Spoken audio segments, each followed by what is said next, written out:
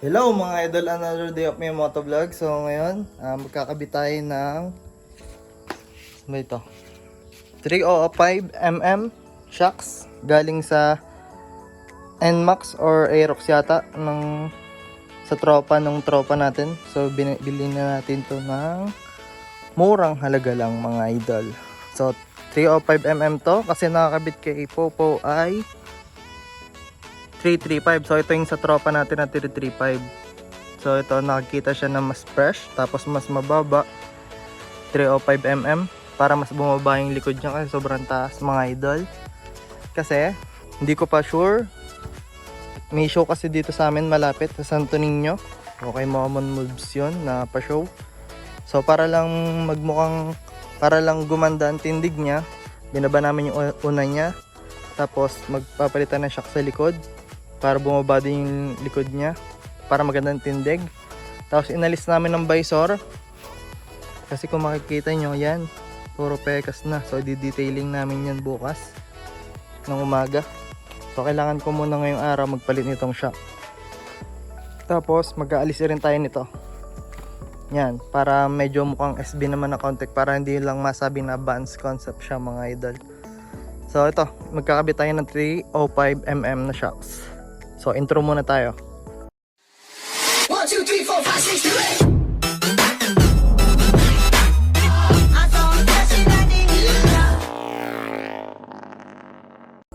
So unahin natin mga idol. So itong dalawang positive screw. Kakalasin natin yan. Kasi alisin muna natin itong grab bar natin sa likod.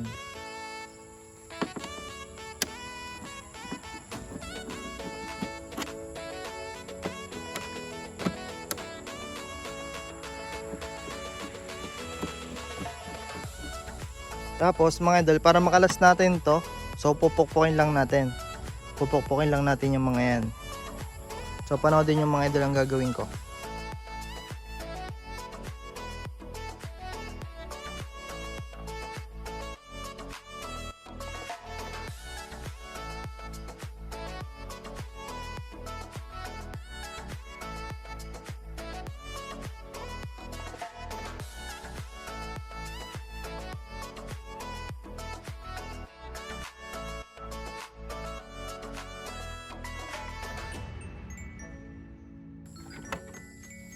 So yun mga idol.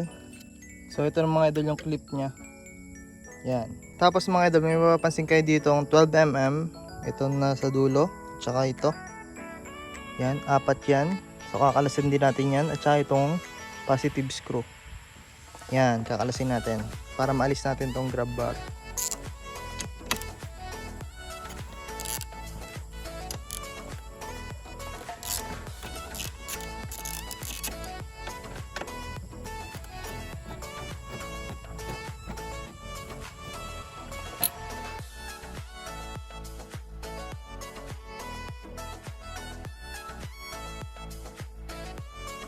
So ito, kalasin din natin itong kabila.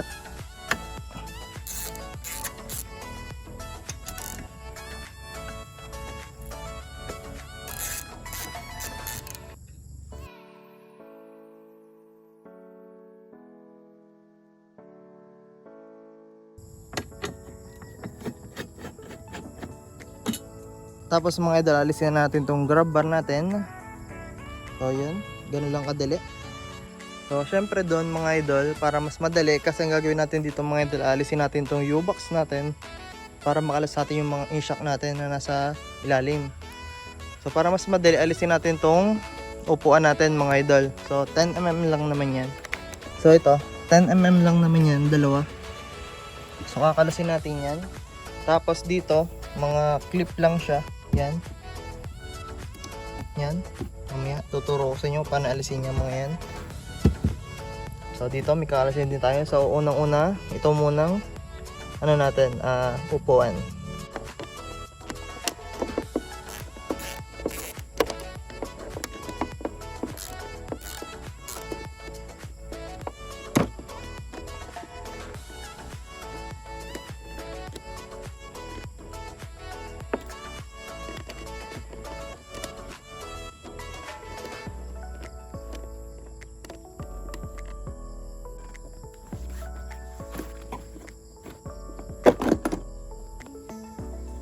So naalisan natin ang upuan natin mga idol. So ito na ang mga clip. So yan, tuturuan ko kayo paano natin ito aalisin. Yan. So una natin gagawin, tutusukan muna natin siya. Yan. So huwag yung sagad na sagad mga idol kasi maring lumusot yung ano niya, yung lock niya. Tapos huhugutin niyo lang. Yan. So ito mga idol, pagka tinusok niyo ng sagad, ibig sabihin aalis to. Dediretso sa loob, papasok kayo sa loob. So yun lang. So ingat kayo doon.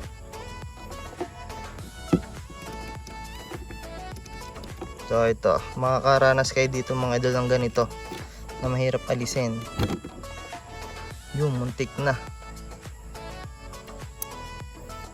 So ganun lang yung clip natin. Kahit anong pang sundot pwede dyan mga idolo. Yun.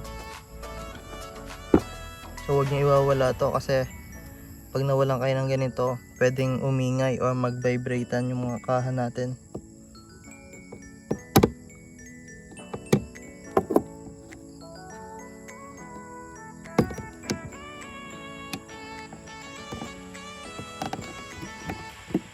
Yun. Goods.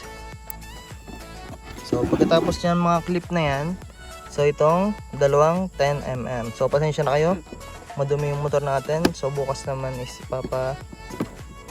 detailing natin. Hindi tayo na magdi-detail yan, papatulong na lang tayo sa pinsan natin. So sabihin ko na sa inyo kakalasin. Ito 10mm to parehas. Tsaka ito So ayun lang naman. So pati nga pala ito. Yan 10mm sa kabila. Ito yan, 10mm din yan mga idol. So kakalasin ko na mga idol yan. So ito, kakalasin natin 10mm. Tsaka ito. So luluwagan muna natin lahat para madali na mamaya. Tsaka yung dito yung tinuro ko sa inyo kanina sa gilid.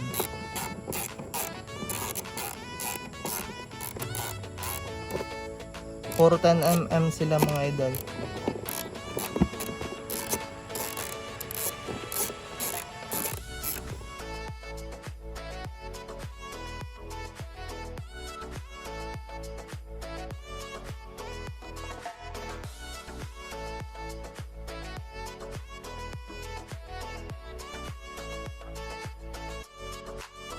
Tapos mga idol, ang gagawin natin, so iaangat lang natin tong kulay white nating kaha. Yan, dyan. Yan. Yun. Para mahugot natin tong U-box natin. So hugutin lang natin tong mga idol.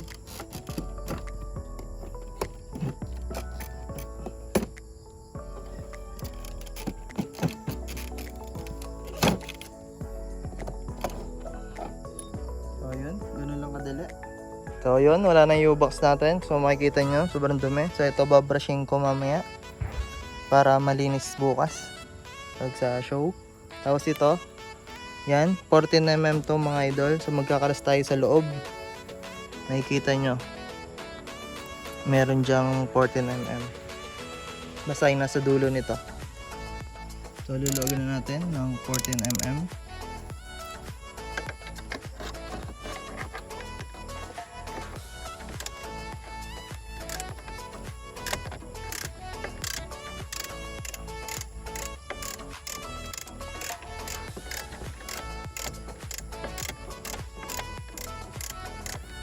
So mahirap lang siya mga idol. So tiyaga-tiyaga lang. So gagamitan na natin siya ng kamay mga idol kasi hindi na natin ito may ilabas doon kapag diniretso natin.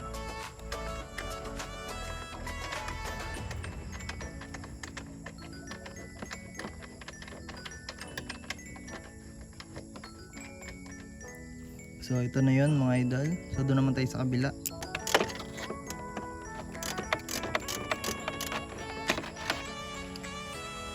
So kami na lang ulit natin kasi maano na naman, maluwag na.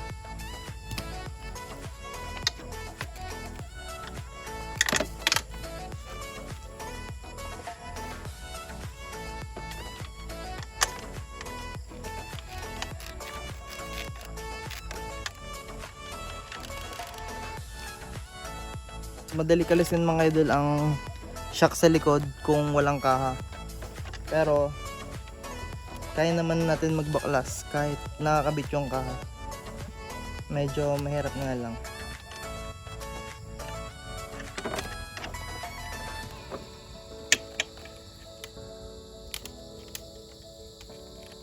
So dito naman mga idol ay 12mm.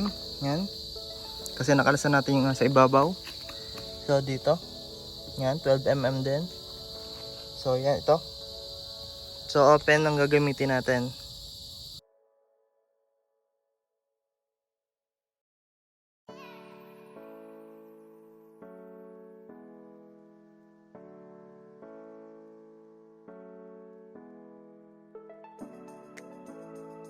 So dito mga idol, i-compare natin yung 335mm ng NMAX B1.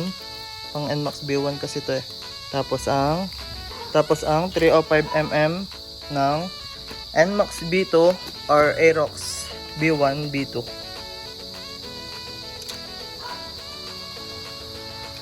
So yan, pantay. Yun no.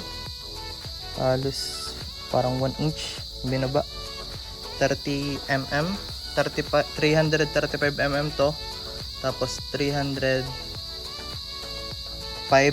naman to, 305. So maganda naman to. So paano, kakabit na natin to mga idol kasi abutin na naman tayo ng gabi. At nga pala mga idol, ang gagamitin nating bushing sa ibabaw ay pang PCX natin. Ito, yan, malaki. Kung makikita nyo, malaki, di ba? So, ito yung sa pang NMAX. So, maliit lang siya. So, pagpapalitin lang natin ng bushing sa ibabaw.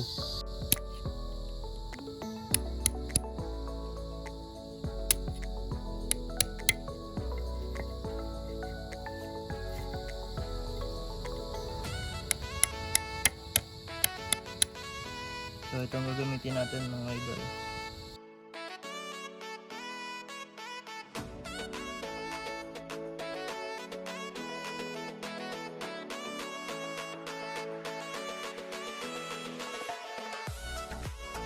Tapos dito mga idol, alisin natin tong sa isang bushing. Tapos ang ipapalit natin dito yung pang PCX mga idol. Tapos gagawin ko na din to sa kabilang shock. Tapos ipapakita ko na lang sa inyo pag nakalas ko na. So ito mga idol, yung stock shock ni Popo, 365mm. So yan, 365mm yan. So ito namang pang NMAX B1, 335mm. Yan, 325mm. Ito yung huling nakakabit sa atin. Tapos ang pang NMAX B2 or Aerox, so ayan siya, 305mm, mas mababa.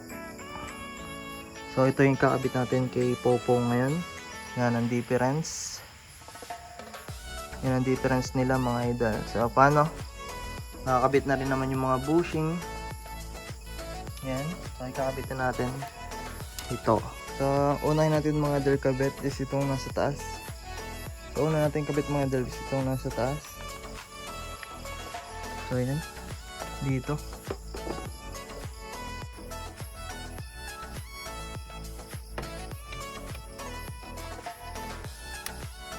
So yan mga idol, higpitan lang natin. So maglilinisan na lang namin to bukas. Sobrang dumi.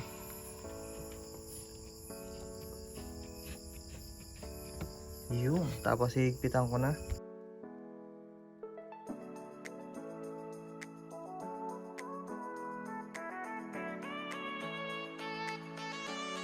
So dito naman sa kabila mga idol, same din ang procedure pag kakabit nito.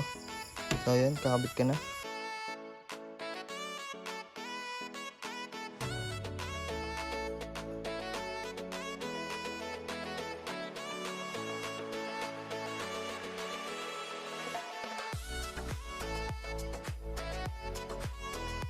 So syempre mga idol, pagdating naman dito sa likod, basta na lang natin siya ilalagay dyan So, yun lang naman yan.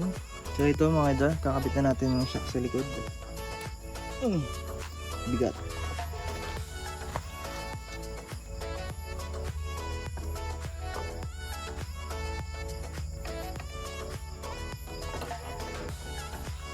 Nang walang tagahawak.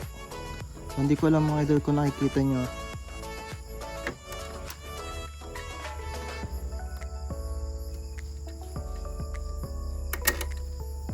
So yun, na-shoot ko lang, hindi ko pa ito nahihigpitan. So i-shoot ko din yung nasa kabila para hindi ako mahirapan. So yan, ganito lang yung ginawa ko kanina.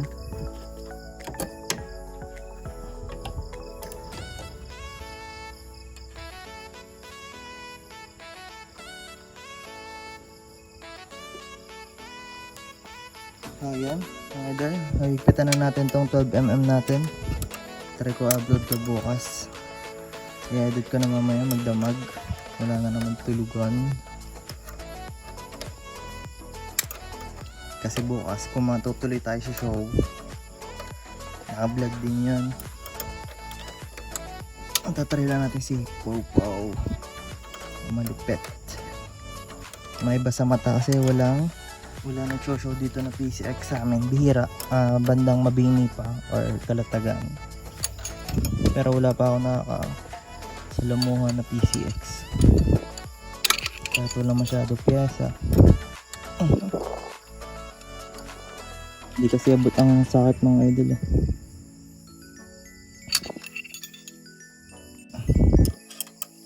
Pitan natin.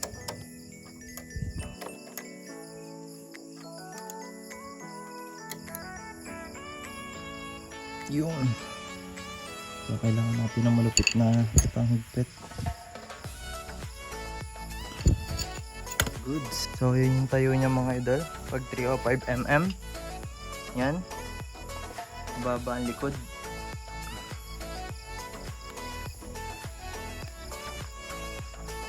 So ayun siya.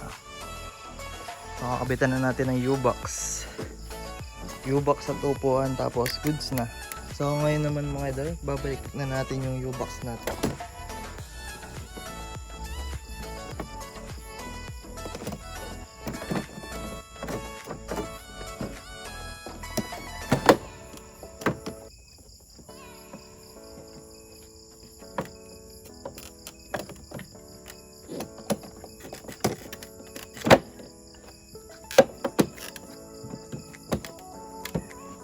So goods na mga idol, andito na yung U-box natin. So lalagyan na natin siya ng mga clip.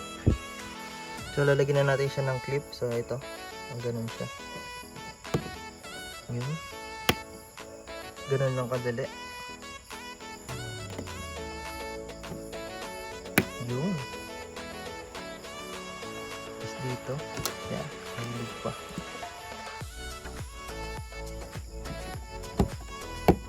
Yun. Shout out, no name mention clothing. Sticker tayo ngayon. So pasensya na kayo, madumi si Popo. Kasi madami dito nilagay kanina. So lilinisin naman namin siya bukas. Yun na. May clip na siya. Tapos kakabitan na natin siya ng mga bolts dito. So yung mga bolts dito, kung nanonood naman kayo ko simula kanina, so alam nyo na yung kakalasin. Yan, lalagyan. Dito 10mm, 10mm, 10mm, tapos 10mm dito, at saka 10mm dito. 1, 2, 3, 4, 5. So 5. So yung dalawang item dito sa baba.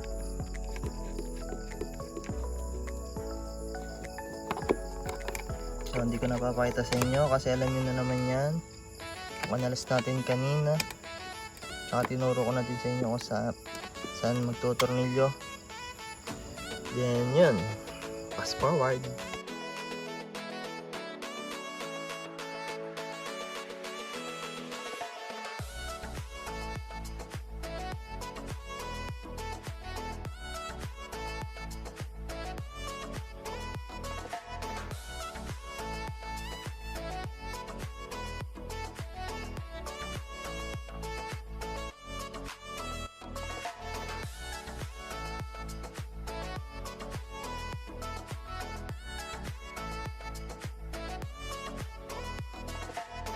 So, ilalagay ko na rin to.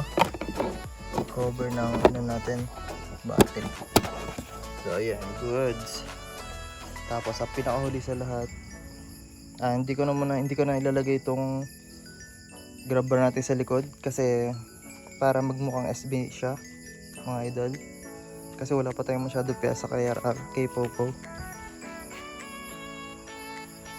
So, nagbawas lang ako ng visor, tapos ng grab bar.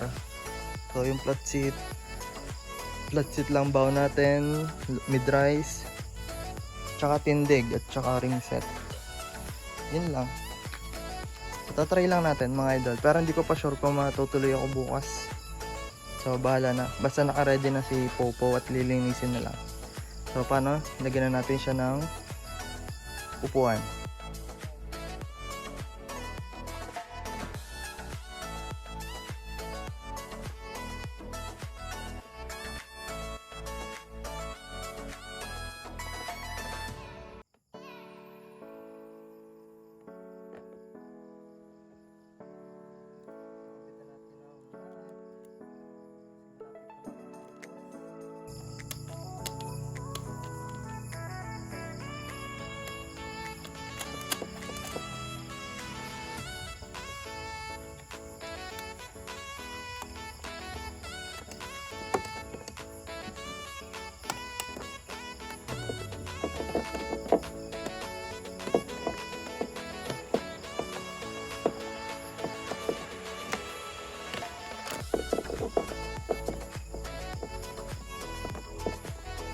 So ayan, tapos na. Tingnan natin ang itsura. Punggok. So lilinisin na lang natin yan mga idol bukas. So andito tayo mga idol sa shop na pinsan.